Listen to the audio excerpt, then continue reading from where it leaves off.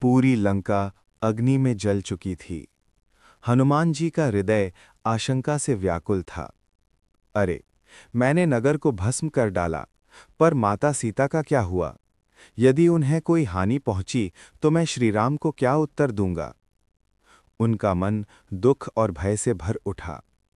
चिंतित होकर हनुमान जी अशोक वाटिका की ओर लौटे। वहां पहुंचकर उन्होंने देखा कि माता सीता अभी भी वृक्ष के नीचे बैठी हुई हैं। उनका स्वरूप उसी प्रकार तपस्विनी जैसा था।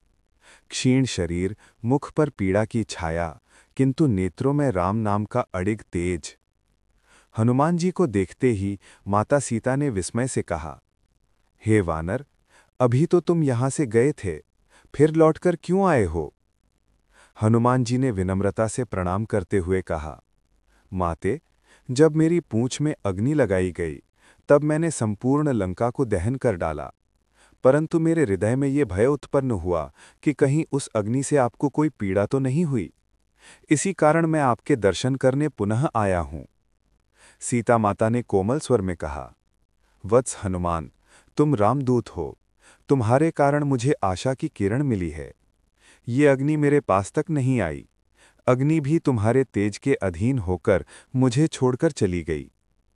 तुम्हारा ये कार्य अद्वितीय है। अब समय है कि तुम श्रीराम को मेरा संदेश दो और शीघ्र मुझे इस बंधन से मुक्त कराओ। हनुमान जी के नेत्रों से आनंदाश्रु बहने लगे। हनुमान जी ने हाथ जोड़कर कहा, माते, मैं आपको पुनः स्मरण दिलाना चाहता हूं कि श्रीराम ने ये संदेश आपको भेजा है। तुम्हारे बिना मेरा जीवन शून्य है। शीघ्र ही मैं वानर सेना सहित आकर रावण का वध करूंगा और तुम्हें पुनः अपनी अयोध्या ले जाऊंगा। सीता माता ने वो संदेश सुनकर अपने हृदय पर हाथ रखा और बोली, राम का ये वचन मेरे प्राणों का संबल है। वत्स, अब तुम शीघ्र श्रीराम तक ये समाचार पहुंचा दो कि मैं जीवित हूं और उनकी प्रतीक्षा कर रही हूं। हनुमान जी ने पुनः प्रणाम किया और कहा, माते, अब मैं अयोध्या नरेश श्रीराम के पास लौटता हूं। आप निश्चिंत रहिए, शीघ्र ही रघुनाथ जी अपनी सेना सहित लंका का विनाश करेंगे। सीता माता ने अश्रुपूरित नेत्रों से आशीर्वाद दिया। रामदूत हनुमान की जय हो। तुम्हारे कार्य से राम कार्य सिद्ध होगा। सीता माता से विदा लेकर हनुमान जी अशोक वाटिका से निकले। उनका हृदय उत्साह और आनंद से भर गया। अब मेरा मुख्य कार्य है श्री राम को ये शुभ समाचार देना। माता जीवित हैं और उन्होंने अपना संदेश भेजा है। अब विलंब नहीं करना चाहिए।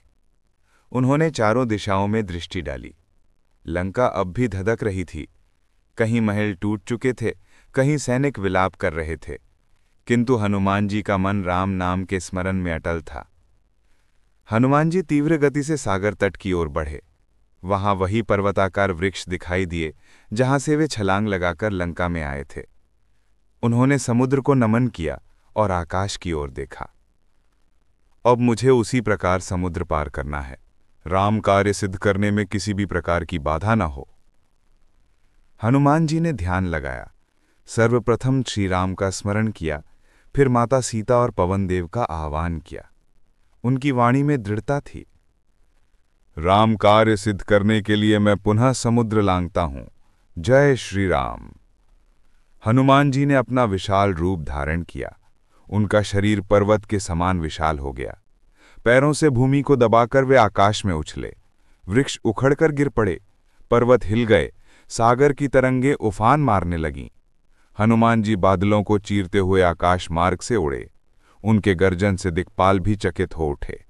माता सीता से विदा लेकर हनुमान जी मन में अपार उत्साह लिए लंका से बाहर निकले। उन्होंने वज्र सा दृढ़ संकल्प किया, अब मुझे शीघ्र ही श्रीराम के पास लौटना है और माता का संदेश पहुंचाना है। मार्ग में उन्होंने पुनः लंका की ओर दृष्टि डाली और सोचा, यह नगर अपने अहंकार, पाप और अत्याचार से भर चुका है। राम का बाण इसको अवश्य भस्म करेगा। हनुमान जी समुद्र तट पर पहुंचे और पर्वत शिखर पर खड़े होकर अपनी पूंछ हिलाई, कंधे ताने और अपार बल से एक ही बार में लंका से छलांग लगाई। समुद्र की लहरें उनकी गति से कंपायमान हो उठीं। समुद्रदेव ने आदरपूर्वक प्रणाम किया और उनके मार्ग को समतल बना दिया। मगर हनुमान जी की गति ऐसी थी कि मानो बिजली का एक गोला आकाश में दौड़ रहा हो। हनुमान जी के इस अद्भुत पराक्रम को देखकर देवता, गंधर्व और सिद्ध उनकी स्तुति करने लगे। जय हो हनुमान, तुम्हारे समान बल, बुद्धि और पराक्रम त्रिलोक में किसी में नहीं है। तुम्हारे कारण ही राम कार्य पूर्ण होगा। अत्यंत वेग से उड़ते हुए हनुमान जी महेंद्रगिरी पर्वत पर उतरे। उनके चरण ध्वनि से पर्वत कांप उठा और वनस्पतियां हिलने लगी। वहां वे कुछ क्षण रुके और फिर द्रुतगति से सुग्रीव की ओर प्रस्थान किया। हनुमान जी सोचते गए, आज मेरा कार्य सफल हुआ। माता सीता का संदेश लेकर मैं श्रीराम के चरणों में पहुंचूंगा। वे समाचार को सुनकर प्रसन्न होंगे और शीघ्र लंका पर चढ़ाई करेंगे।